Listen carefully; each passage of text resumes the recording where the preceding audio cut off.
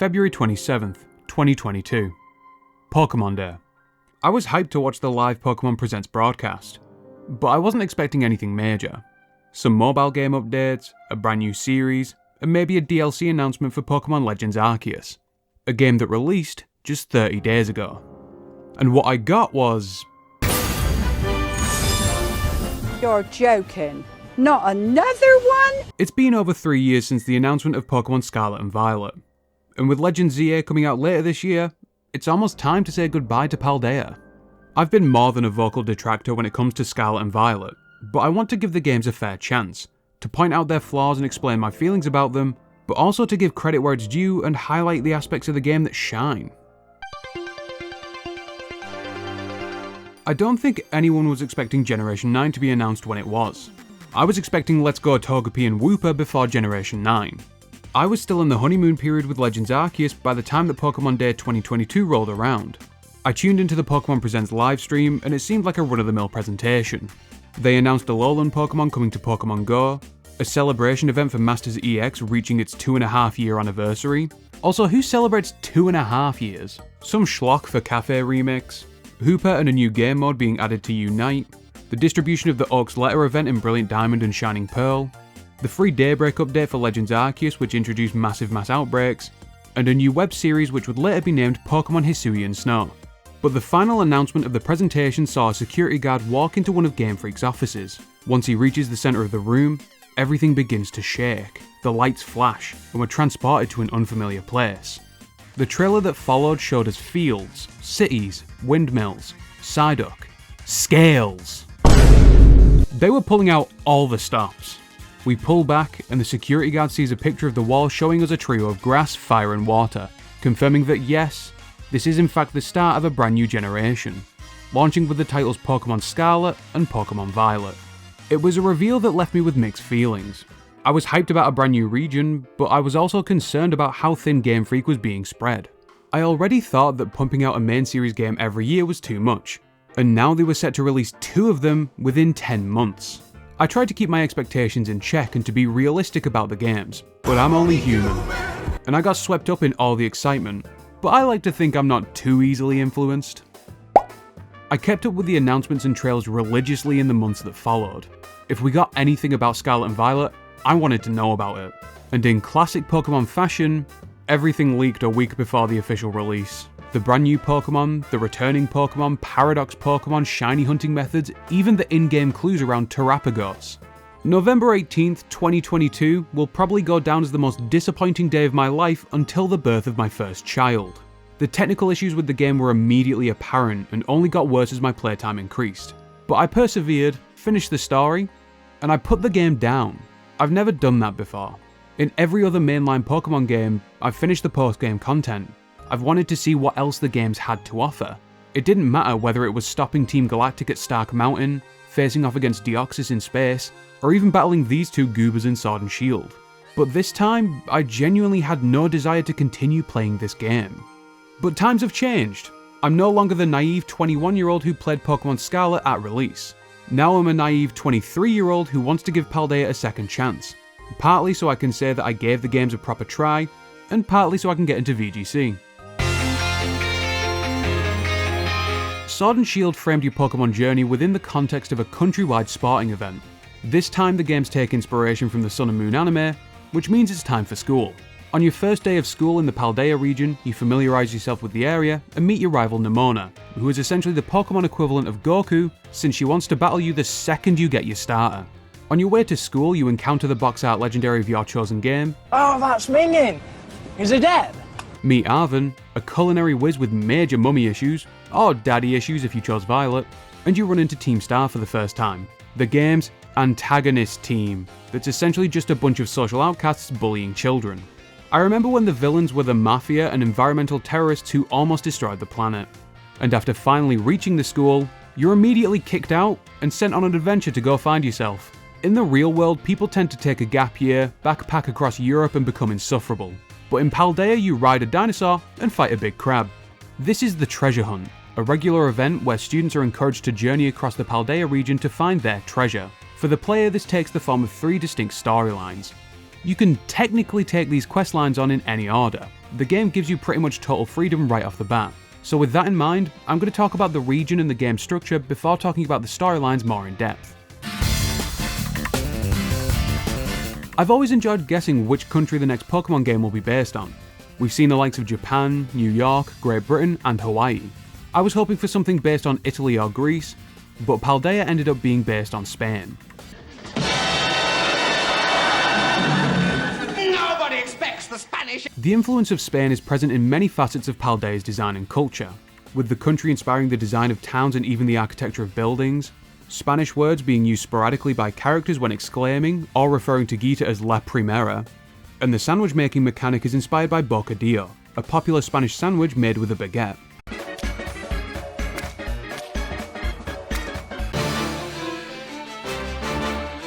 Paldea is a huge region and has all the classic Pokemon locales: snowy mountains, cave systems, forests,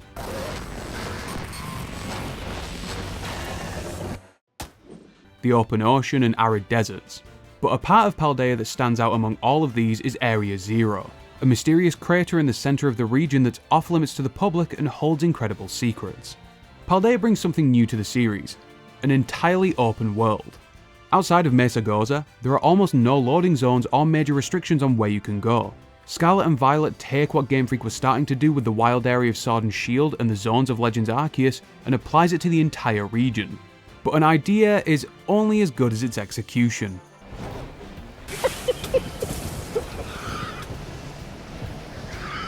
The topic of this game's technical issues is one of the deadest horses I've ever seen, and I'm not going to pretend that I didn't do my fair share of beating it. All I'll say on this is that the Switch has proven to be an incredible console when a developer knows how to get the most out of its hardware. The state of Scarlet and Violet is the sad result of multiple factors including team size, unreasonable deadlines, and a disregard for product quality. I'm hoping the Switch 2 update fixes the bugs and makes the games what Game Freak intended from the beginning. But I actually have criticisms of Paldea's world structure outside of the game's performance and visual presentation. The three main storylines of Scarlet and Violet all have their own set of badges, with a total of 18, one for each type. This aids in keeping the game from becoming stale. You're able to bounce around between badges, taking on a gym here, a Team Star base there, and maybe catching some new team members in between. A Pokemon game that lets you tackle its challenges in any order sounds great. It means that no two journeys will be the same. But this is where Scarlet and Violet drop the ball, as each battle's levels don't scale with the number of badges that you already have. I thought Game Freak would have learned after Sword and Shield's DLC didn't have proper level scaling. They had a setting for no badges at level 10, and a setting for all badges at level 60, with nothing in between. Every badge in Paldea has set levels, so if you've gone north because you want to catch some Ice-type Pokemon for your team and you decide to take on the nearby gym, you've unknowingly stumbled into the final gym of the game, and you're not going to have a good time.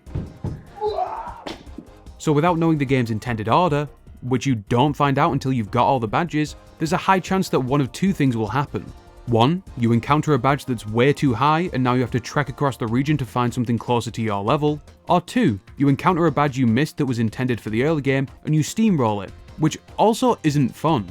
Scarlet and Violet's open world gives players the illusion of choice, but has the potential to end up even worse than a linear experience because the difficulty becomes super inconsistent. And with the adoption of this open world with open towns, I feel like the urban areas of the game feel a lot shallower than in previous entries. Shops are reduced to menu screens, you can no longer invade people's homes and harass them, and Pokemon centers have been reduced to drive-through kiosks. It makes it feel like the only thing to do in most towns is visit the local gym and leave. The contrast between these cutbacks and the huge open world makes the game feel full of life and devoid of it all at the same time. Aside from the world design, Scarlet and Violet also introduced brand new mechanics alongside revised series staples. I'll talk about the new mechanics first, starting with the big one. Pokemon introducing Mega Evolution felt like they caught lightning in a bottle. It gave old Pokemon a new lease on life, added interesting lore, and added a new layer to competitive battling.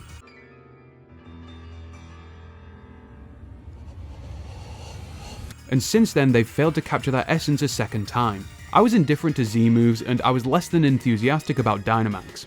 But Terastallizing is as close as we've ever gotten to Mega Evolution in terms of what it adds to the gameplay. Terastallization is a mechanic that changes your Pokemon's type in the middle of a battle, which means yes, Sudowoodo is now officially a grass type. This is such a versatile mechanic. It gives your Pokemon a same type attack bonus, or stab, on its brand new type while it retains the bonus for its original typing, boosting the power of moves of those types by 50%. And if you've Terastallized into your original type, it goes from 1.5 times to double. The mechanic comes alongside a brand new move, Tera Blast, which becomes the Pokemon's new type once they've Terastallized and automatically switches between physical or special depending on the Pokemon's higher attacking stat. So now it makes sense why they removed Hidden Power in Generation 8. But Terastallizing doesn't need to be an offensive play, as it can also be a huge defensive asset that allows a Pokemon to stick around for much longer. You can Terastallize to Ghost to avoid moves like Fake Out and Extreme Speed, Fire to make it more difficult to be burned, or you can just change your type to cover your weaknesses. And there's minimal water damage. Minimal water damage. Minimal water damage. Terastallizing has added an entirely new level of prediction to the game, because now you need to consider your opponent's Tera Types and when or if they'll be used. Otherwise you could leave yourself open to a massive counterplay. In short, I really like Terastallizing.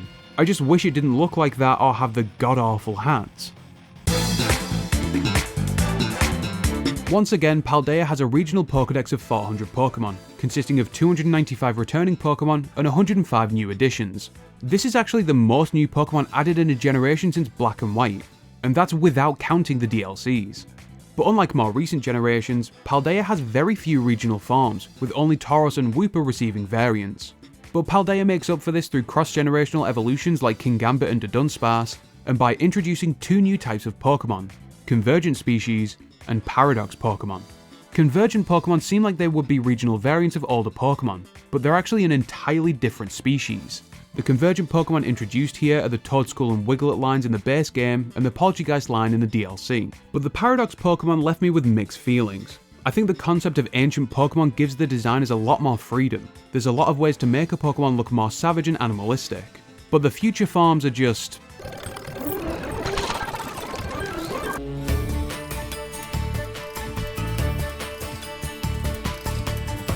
Some of them do look really cool, like Iron Valiant and Iron Thorns, but others genuinely just look worse than their present day counterparts.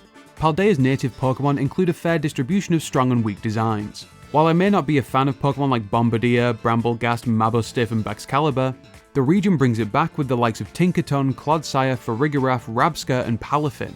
My playthrough team ended up being a mix of Paldean introductions and some Pokemon I never got to try in previous generations. It consisted of my starter, Chili the Skeledirge, Gumbo the Clodsire, Echoes the Noivern, Galahad the Kingambit, Mason the Midday Lycanroc, and Duke the Dondozo. I really liked this team, and I thought it was especially funny whenever Duke was in battle because 9 times out of 10 his body was just way too big for the camera to pick him up. And although I might have taken a couple shots at the game's visuals, I do have to admit these updated models look flawless. They're textured, they have a lot more character, and now Charizard is pissed. It's a nice change to see that the models haven't been copied from the 3DS. It's just a shame that it's taken so long. Continuing from Legends Arceus, in Scarlet and Violet the wild Pokemon only appear in the overworld. There are no more random battles. While this makes finding low chance encounters and shinies less tedious, it also makes traversal so much worse. Due to the game's technical issues, the overworld Pokemon tend to just...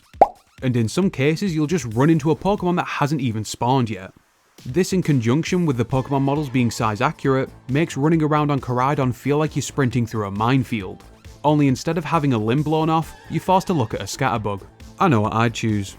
You can expedite the process of grinding and regular battles with the new auto battle function. Just hit the right bumper and you'll automatically send out the first Pokemon in your party and they'll attack the targeted Pokemon. This is really a nothing feature. It just makes looking for shiny spawns or grinding Pokemon easier to do while scrolling through brain rot and Instagram reels. And while the experience is lower than what you'd get if you just battle the regular way, a Chansey outbreak is still a Chansey outbreak. But with new innovations come inevitable fuck-ups, because there are some game mechanics that Scarlet and Violet just straight up made worse. When wild Pokemon are defeated, they now drop materials which can be used in the new crafting system. Crafting materials you see in other games include wood, glue, scrap metal, maybe a tail or a scale if you're playing Monster Hunter, but here we have the likes of Scraggy Sweat, Shellos Mucus, and Volbeat Fluid. These Pokemon materials are used in the new crafting system. Using a combination of Pokemon materials and some League points, you can craft a single-use TM. That's right, they all break again. Why are we evolving backwards? Making the player grind for materials to craft their TMs doesn't add to the gameplay experience. It makes something that used to be a menu into me searching for a Lechonk to punt so that I can teach one of my Pokemon Protect. And on the subject of Pokemon materials, making you collect 999 Gimmighoul coins to get a Golden Go is just a dick move. Pokemon breeding has always been a simple process. Leave 2 compatible Pokemon at the daycare, they do something that I'll learn about when I'm older, you get an egg. But now you have to have the compatible Pokemon in your party and start a picnic. And then you just wait. To get your egg, you check on the picnic basket. But that means that you can't leave the area of your picnic, and by extension, you can't hatch eggs while waiting for more to appear. There's also no indicator of when an egg is ready, so now you're just stuck spamming the A button at your picnic basket. And to top off the cookie clicker aspect of the breeding in these games, each picnic is limited to generating 10 eggs each time, so you actually need to pay attention to the game while you're breeding. This is such a huge step back from the breeding in Pokemon Sword and Shield, and it actively makes the experience worse for people shiny hunting via the Masada method, which can sometimes involve hatching thousands of eggs. I know you can use sandwiches to generate eggs more quickly, but this wouldn't be necessary if they didn't fuck up the breeding system this monumentally in the first place. So Scarlet and Violet take away the joy from hatching a shiny Pokemon, but on the opposite side of the spectrum, they also make missing a shiny much more likely.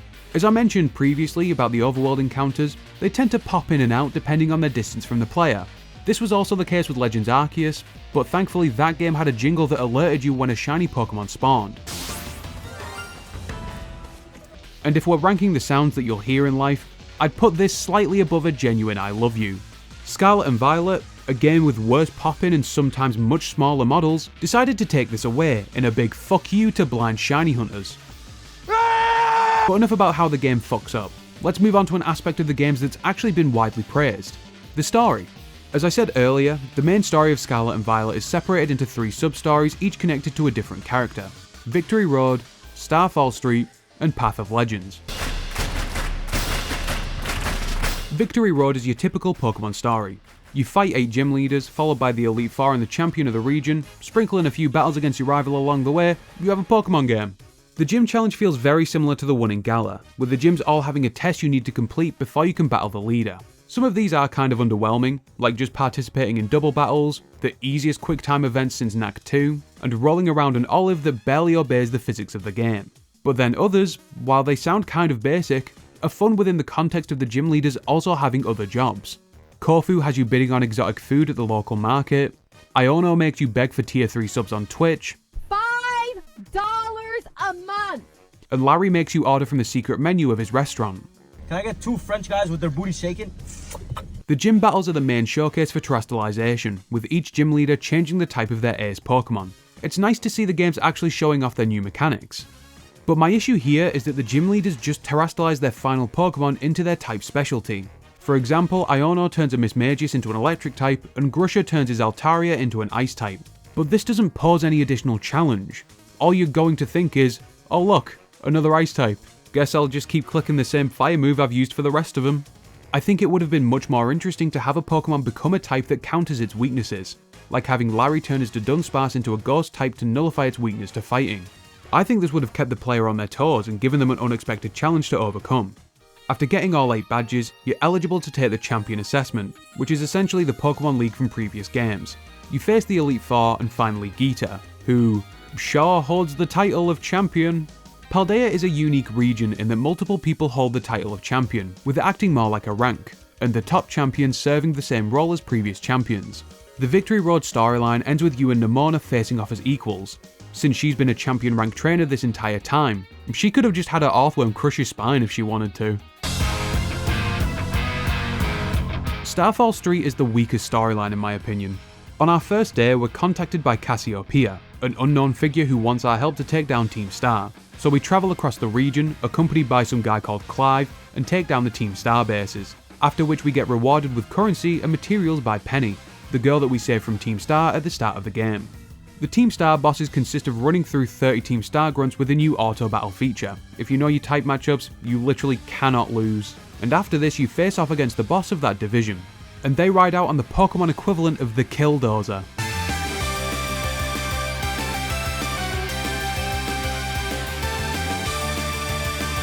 In the end we battle their team, and the rev of room they've subjected to animal experimentation, and after we win, they give up and we get fragments about the event that led up to Team Star's formation. After defeating all 5 bases, Director Clavel claims to be Cassiopeia, but after battling him, we learn the true story of Team Star. Cassiopeia reveals themselves as Penny, and the original founder of Team Star. She enlisted you so that she could disband Team Star to prevent the bosses from being expelled from school, since they were originally bullied students. We finally battle Penny, who uses a full team of evolutions, and she has a battle theme that I genuinely have on my gym playlist.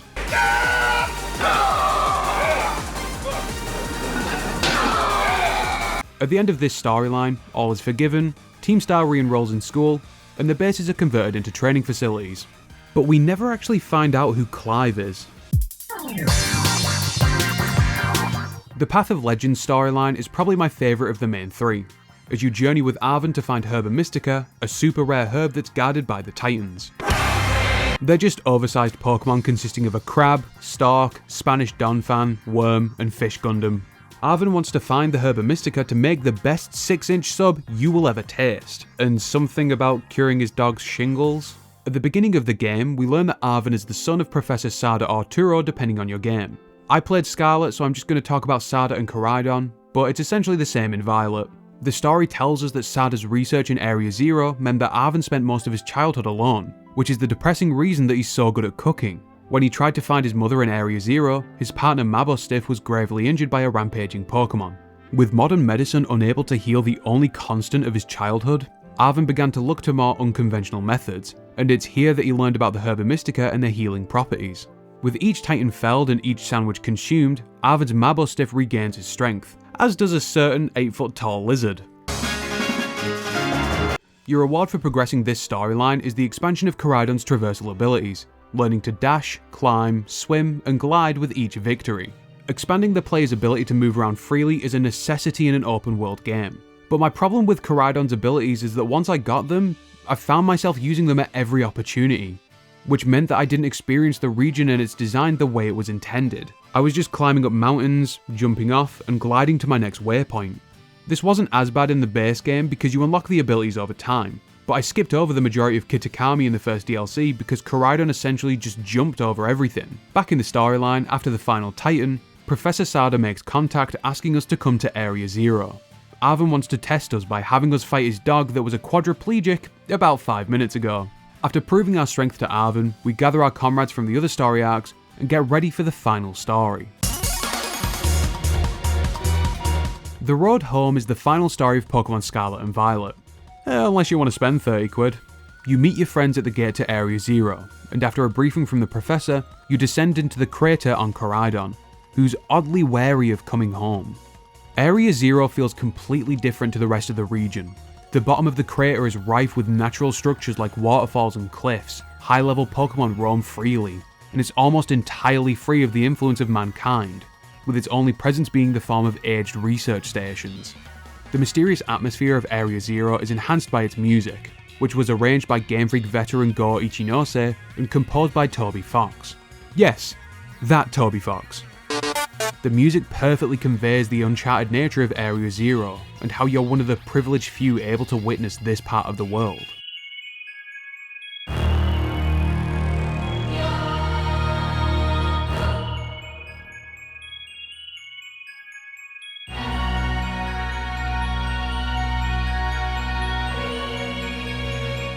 You descend further into the depths of Area Zero, undoing locks at research stations at the Professor's request. At each station we piece together more of Area Zero's story, and the check-ins from the Professor become more concerning. And as you progress, the wild Pokemon begin looking odd, like this Jigglypuff that looks like it starred in the hit DreamWorks movie The Croods. This is a direct result of Area Zero's secret. The research station at the bottom of the crater houses a time machine to the past, which is the source of all these primeval versions of current Pokemon, dubbed Paradox Pokemon. As the lab opens, a wave of Paradox Pokemon escape and threaten to ruin the ecosystem of Paldea. Your friends go to round them up as you enter the lab to meet Professor Sada face to face. When you enter the lab, the Professor is entirely motionless. Is she even alive? No. After the Professor stands up, she explains that she's a robot inhabited by an AI copy of Professor Sada. The original Professor was killed by a second Koraidon, one much more aggressive than our Subway membership holder. Before her untimely death, Professor Sada programmed the AI to preserve the time machine, which is the real reason that she's never come back for her son. But now the AI rebels against its programming, with it recognizing the threat that the growing population of Paradox Pokémon pose to Paldea's ecosystem. But her programming prevents her from shutting down the time machine, which is why she enlisted us. Inside the inner chamber, the professor warns us that she'll be overwritten by the Paradise Protection Protocol and will stop at nothing to protect the machine. And once we accept the risks, the professor is gone. This is easily one of the greatest final battles in a Pokemon game. The professor both figuratively and literally towers above us as she collects Master Balls from the time machine, revealing unknown creatures of eras past. The music, the theming, the way she just casually drops the Master Balls. Perfect. Everything, down to the last minute details. Once the Paradise Protection Protocol has been bested, we find our Pokeballs locked, as we come within curb-stomping range of the Koraidon that killed the professor. What follows is probably the most scripted Pokemon battle I've ever seen, and I've played Sword and Shield several times. Koraidon saves the day, everyone lives happily ever after, Ed Sheeran.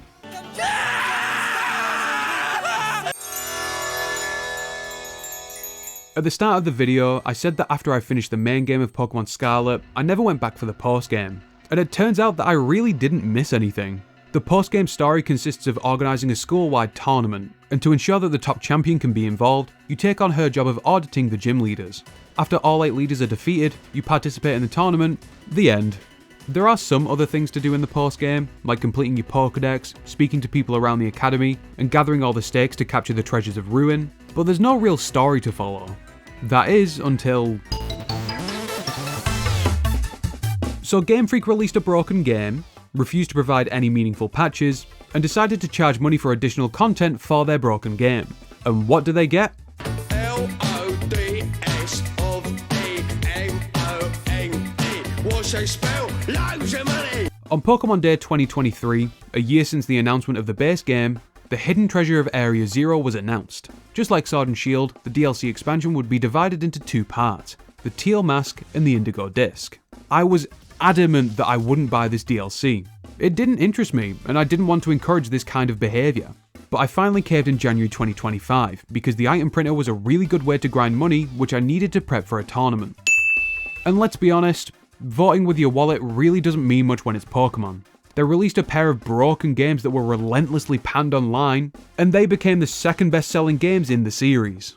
So, reluctantly I paid the fee for admission, and began the Teal Mask.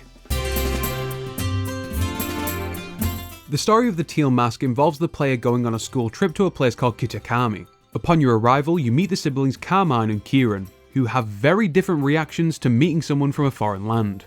Kieran is shy and reserved, but respectful, and Carmine, let's just say she's not overly keen on tourists.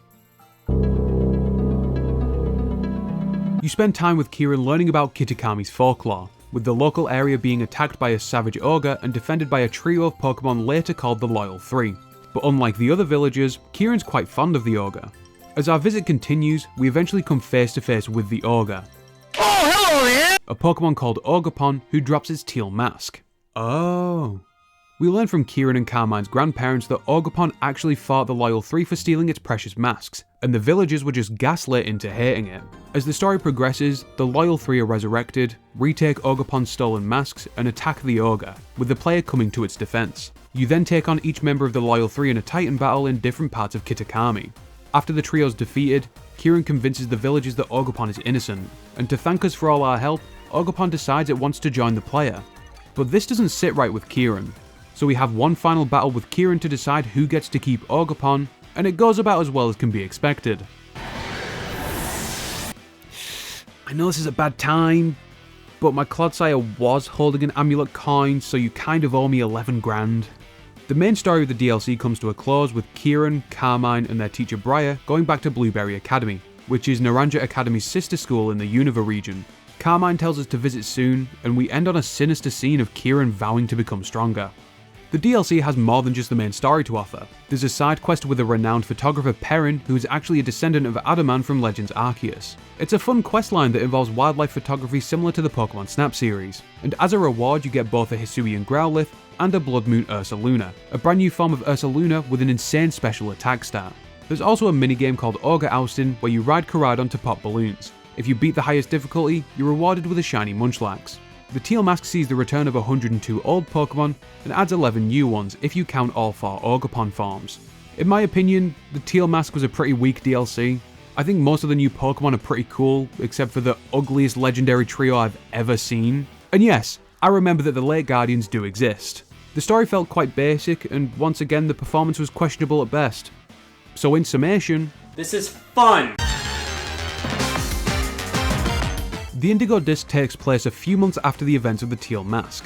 The player is invited to Blueberry Academy as part of a foreign exchange program. Blueberry Academy is home to the Terrarium, a fully enclosed ecosystem split into 4 completely different biomes, each with their own native Pokemon. During your time at Blueberry Academy, you can complete Blueberry quests, also called BBQs. Yeah, boy. They're small quests like catching Pokemon, travelling a certain distance, taking a picture of a Pokemon in a specific biome, and completing Terra raids. Your reward for completing BBQs comes in the form of BP, or Blueberry Points, which you can spend on items within shops or to make improvements to the League Club room. This lets you get new throwing styles, upgrade your camera, invite notable trainers to the academy, and enables starters to spawn in the terrarium. While you're getting used to the academy, you run into Carmine, who mentions a change in Kieran since the events of the Teal Mask, and upon seeing him, he's completely different to the timid boy from Kitakami we previously met. He's gone on his own little Sasuke arc. Kieran has tied his hair back, is loud, rude, and only concerned with strength, and this change has let him rise to the top of the League Club, which is essentially a miniature Pokemon League within Blueberry Academy, complete with an Elite Four and champion and everything. Your objective within the Indigo Disk is to conquer the Blueberry League at the suggestion of the previous champion Drayton, who also happens to be the grandson of the Unova Gym leader Drayden. This involves completing a trial in each biome, after which you take on the Elite Four member in a double battle. You trade with other students for ingredients to make the spiciest sandwich for the fire specialist Crispin, you fly on Koraidon to complete challenges with Amoris, who uses Steel-type Pokemon, you answer quiz questions for Lacey, a Fairy-type trainer and the daughter of Clay from Driftfield City. Listen, I had my suspicions before, but now we know for sure that this man fucks. And Drayton's trial is my favourite of them all. Just like his grandfather, he specialises in Dragon-type Pokemon, and his trial requires you to complete double battles, with the catch being that you can only use Pokemon caught within the terrarium.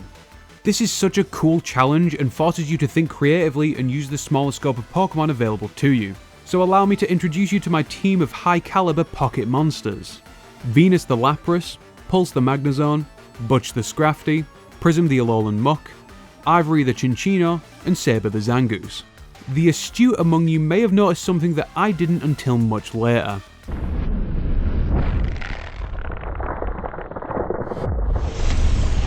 Once all Elite Four members have been defeated, we move on to challenge the champion, Kieran. And while this is just a school league, Kieran's actually a lot more competent than other regional champions like Trace, Geeta, and Diantha. His team consists of very strong Pokemon, like Dragonite with Multiscale for tanking hits, Grimmsnarl with Prankster and dual screens, and Incineroar with Intimidate. Nevertheless, he does lose to us once again. Drayton congratulates us and hands us a Master Ball, which is a reward for becoming champion of the Blueberry League. Immediately after your promotion to champion, the player, Kieran and Carmine are all tasked with accompanying Briar on an expedition to Area Zero. Before you leave, Geeta hands you the Indigo Disk, which unlocks a level of the Zero Lab below the Time Machine.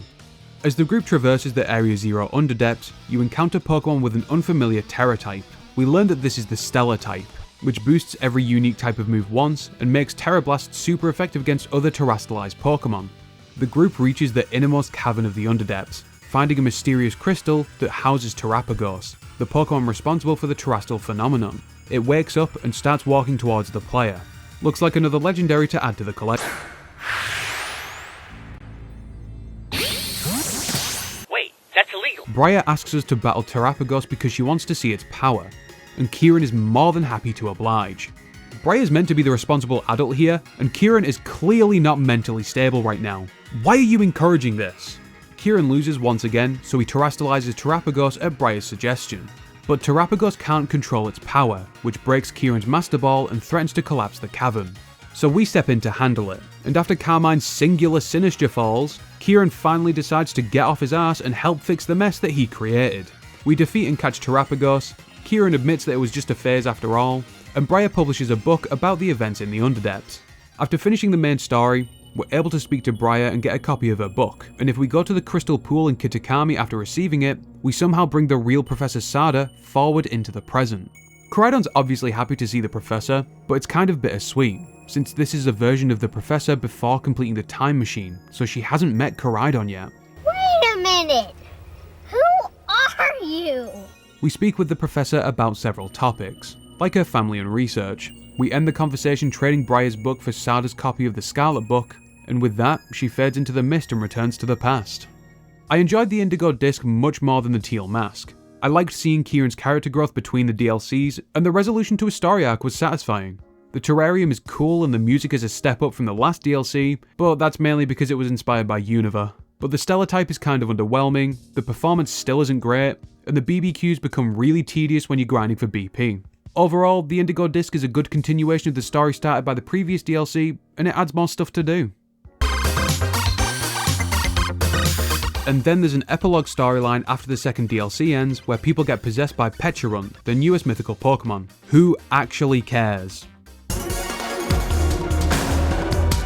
I don't really know how I feel about Pokemon Scarlet and Violet. A few years ago, I was certain that I'd never pick the game up again, but after giving it a second chance, I feel a weird fondness for Generation 9. These games tried to innovate, keyword tried, in so many ways. Scarlet and Violet come with a more ambitious storyline than previous entries, not you, with character arcs and independent storylines. They added over 100 brand new Pokemon, and with those new Pokemon came brand new models that recaptured the feeling of seeing a familiar Pokemon sprite in a different pose between games. While it isn't much to look at or experience sometimes, Paldea is a fully open world that attempts to give the player more freedom, and terastallizing is the best gimmick to come out since Mega Evolution. It makes battles more methodical and unpredictable at times, especially on the VGC side of things. Scarlet and Violet tried to deliver something that was both an enormous step for the franchise, but also an experience that was distinctly Pokemon. But this innovation came at the cost of elements that made previous games and regions feel substantial. Explorable towns, Pokemon centers, a game that, while it may not have been groundbreaking visually, didn't make me want to stab myself in the eye with a fork. What's this? The freedom that they wanted to give players was undermined by the lack of level scaling, and they walked back a lot of previous quality of life changes made to breeding, shiny hunting, and TM usage, with these new takes on the mechanics feeling like they only exist to increase playtime through grinding. I know some of this is down to the working conditions and internal expectations of development timelines, but Game Freak has had 3 years to attempt to fix this, and the game still feels half finished. Instead, they charged players for downloadable content that is also subject to the same issues as the base game, and in the end, the only person who suffers is the player. 5 out of 10. I would have loved to play the game that Pokemon Scarlet and Violet could have been.